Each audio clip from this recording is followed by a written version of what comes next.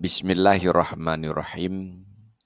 Hadis yang keempat dari 50 hadis as-sulasiyat, yaitu hadis yang membicarakan tentang 3 perkara di bawah judul min akhlaqin nubuwah. 3 perkara yang termasuk akhlak kenabian.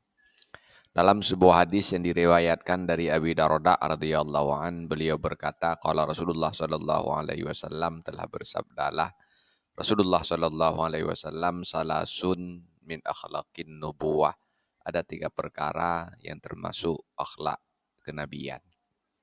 Ta'jilul iftari, yang pertama menyegerakan berbuka puasa. Wa yang kedua makan sahur. Yamini ala shimali fi shad. Yang ketiga meletakkan di atas tangan kiri. Wallahu a'lam bishawab. Alhamdulillahi rabbil alamin. Sudah.